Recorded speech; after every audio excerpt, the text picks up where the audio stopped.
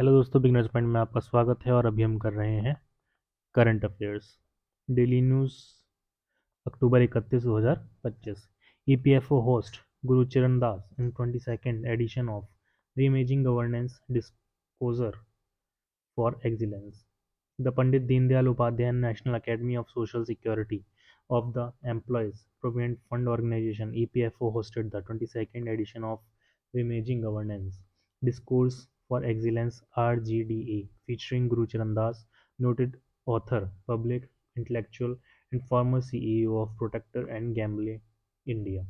About 800 officers from across India participated in the session, which continues the Academy's monthly effort to bring distinguished thinkers to engage with EPFO officers on ethics, public service, and excellence in governance.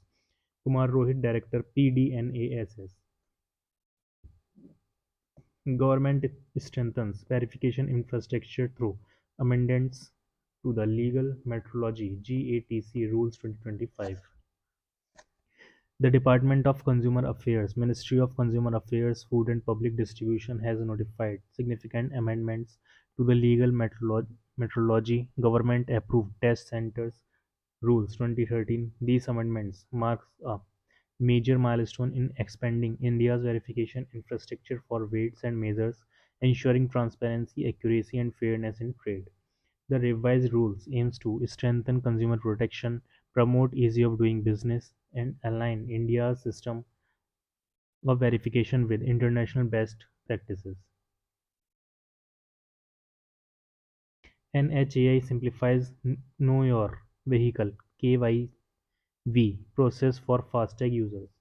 In order to enhance convenience and improve the overall customer experience, NHAI has simplified the Know Your Vehicle (KYV) process for FASTag users under the revised guidelines issued by Indian Highways Management Company Limited (IHMCL). FASTag services will not be discontinued for non-compliant vehicles, and users will be provided sufficient opportunity to complete the KYV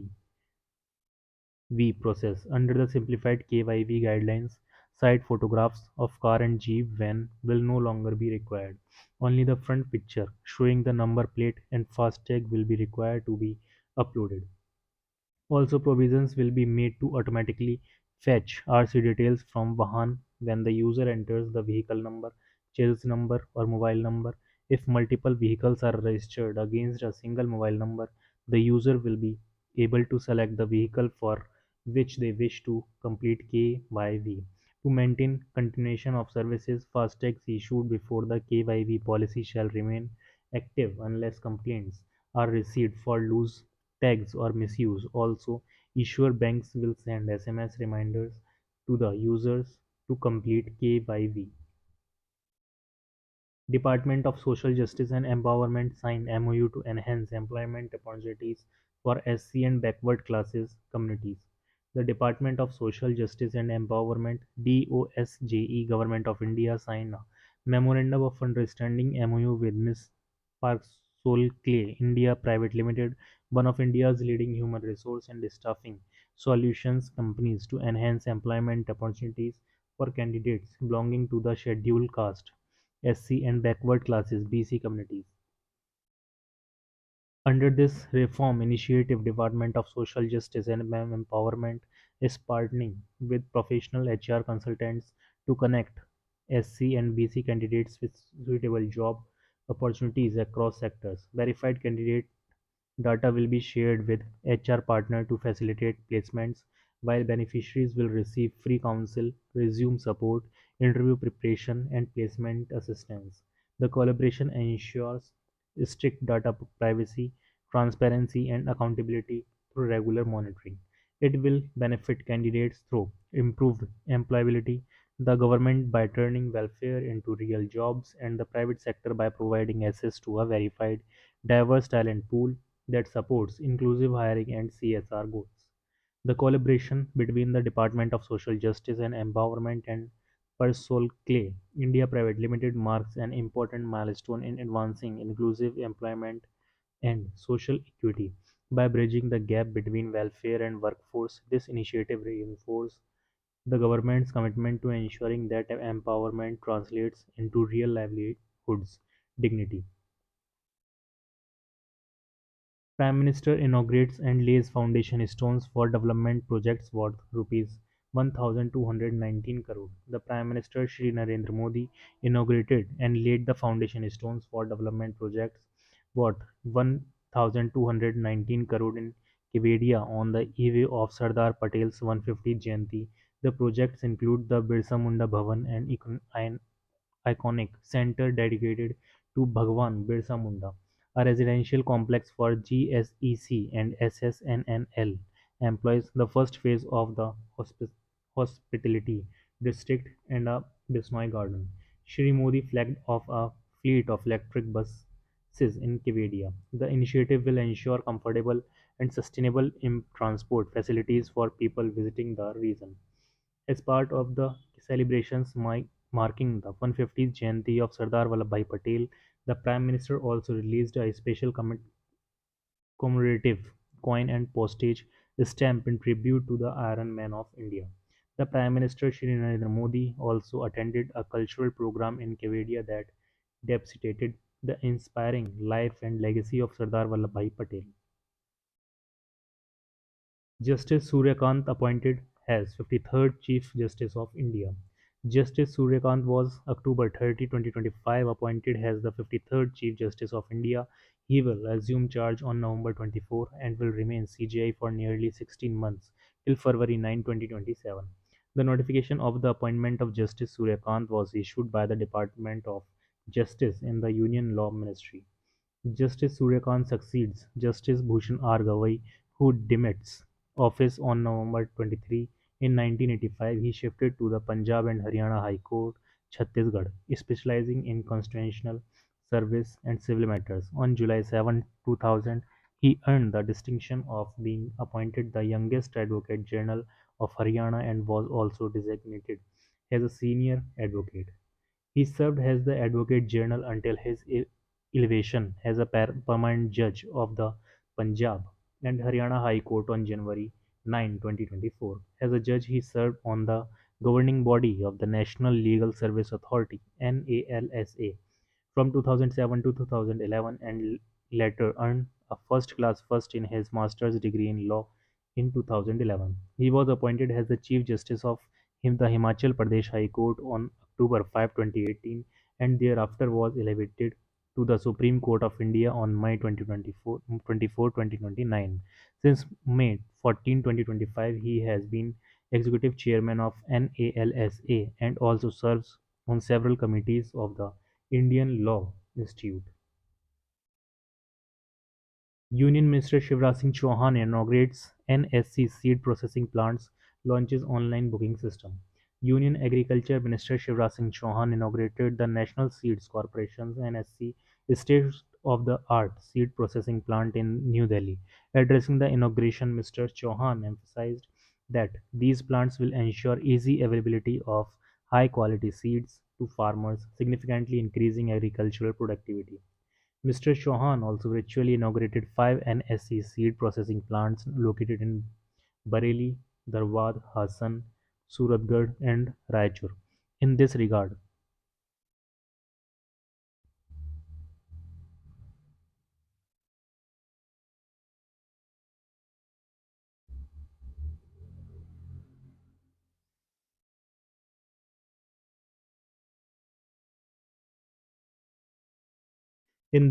the minister noted that the Bij Bhavan in Pusa has a processing capacity of 1 ton per hour, while the other five plants can each process 4 tons per hour. Additionally, the minister launched the Seed Management 2.0 system and an online seed booking platform, which will allow farmers to book their seed requirements online, ensuring greater transparency and availability.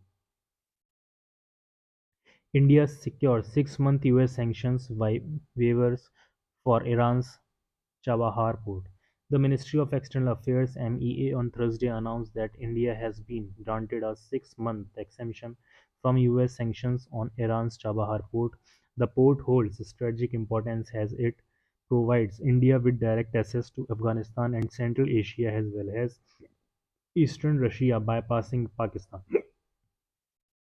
The exemption comes as a relief for India, which is developing a terminal at the Chabahar port on the Gulf of Oman. Last year, New Delhi signed a 10-year agreement to operate the port, a move aimed to boosting regional trade and connectivity through the International North-South Transport Corridor (INSTC). US revokes 2018 sanctions waiver. Last month, the US government revoked the sanctions waiver that had been in place since 2018 for the Iranian port. The US Department of State had said that the move was consistent with President Donald Trump's maximum pressure policy, aimed at isolating the Iranian regime. Chabahar has long been a crucial part of India's regional connectivity and humanitarian initiatives. In 2023, India used the port to send 20,000 tons of wheat as aid to Afghanistan. Similarly, in 2021, it facilitated the shipment of eco-friendly pesticides to Iran. The project, first proposed in 2003, has been seen as a cornerstone of India's strategy to improve trade links with Afghanistan and Central Asia while reducing dependence on routes passing through Pakistan. SEBI increased Bank Nifty stocks to 14 from 12, caps top stocks weight. The Securities and Exchange Board of India (SEBI) has notified new prudential norms for derivatives on the Nifty Bank Index Bank Nifty, mandating a broader and more balanced composition. As per the new rules, the index must include a minimum of 14 constituents compared with the current 12, while the weight of the top constituent will be capped at 20%, down from 33% presently. Additionally, the combined weight of the top three constituents cannot exceed 45% compared with 62% now. The change, aimed at reducing concentration risk and improving diversification, will primarily impact the top three high weights, which include HDFC Bank, ICICI Bank, and State Bank of India, whose weights will be gradually reduced in four tranches until March 31, 2026. Currently, Bank Nifty constituents include IDFC First Bank, Canara Bank, Punjab National Bank, Federal Bank, Bank of Baroda, State Bank of India, AU Small Finance Bank, Axis Bank, IndusInd Bank, HDFC Bank, ICICI Bank, Kotak Mahindra Bank. The first adjustment will take place in December 2025, followed by three more rebalancing rounds. SEBI noted that the rebalancing process will be gradual to ensure orderly adjustment of assets under management (AUM) in funds tracking the index. The freed up weights from the top banks will be redistributed among other constituents, with potential new entrants such as Yes Bank, Indian Bank, Union Bank of India under consideration. For other financial indices, BSE, BankX, and NSE FinNifty, the adjustments will be implemented in a single tranche by December 2025. The move follows SEBI's May 2025 circular setting eligibility criteria for derivatives on non-benchmark indices to ensure better risk management and investor protection. SEBI permits IAS to offer paid second opinion to client on assets. Markets regulator SEBI allowed investment advisors to give a second opinion on a client's assets that are already under a pre-existing distribution arrangements like those managed by another distributor. The move is aimed at making business easier for IA and giving investors more flexibility to seek professionals' opinions. Earlier, IA were not allowed to charge fee on such assets. Now, IA can charge a fee of up to 2.5% annually of the asset value for providing a second opinion, SEBI said in its circular. In order to provide investors the opportunity of obtaining a second opinion on assets under pre-existing in distribution arrangement with other entity. If so desired, it has been decided IA may charge fee on such assets subject to a limit of 2.5% of such assets value per annum, it said. However, IA are required to disclose and get annual consent from clients, informing them that apart from the advisory fee, they will also continue to bear distributor related costs on those assets it added. Under the SEBI's rule, if a client's assets are already managed under the another distributor, those assets must be excluded when calculating fees. It means investment advisors cannot charge fees based on such assets. However, industry bodies argued that this restriction stops IA from giving a second opinion on those assets. Accordingly, they requested SEBI to allow IAs to charge a fee for providing such second opinion services. The circular takes immediate effect.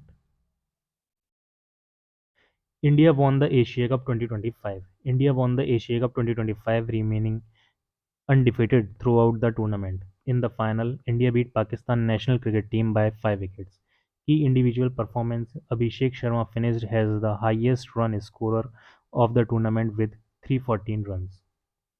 World Cities Day 31 October. World Cities Day brings urban October to an end on 31st October each year and was first celebrated in 2014. As with World Habitat Day, a global observance is held in different cities each year and the day focuses on the specific theme. It aims to raise international awareness of urbanization trends, challenges, and visions for sustainable urban development, promote international cooperation, and contribute to global efforts to build equitable, prosperous, sustainable, and inclusive cities that provide their communities with better living environments and quality of life. 2025 theme: People Centered Smart Cities. On 31 October 2025, the global observance of World Cities Day will take place in Bogota, Colombia, under the topic of People Centered Smart Cities. It will showcase how data driven decision making, technology, and AI can be used to improve urban life and recover from current shocks and crises. और इसी के साथ current affairs हो जाती है।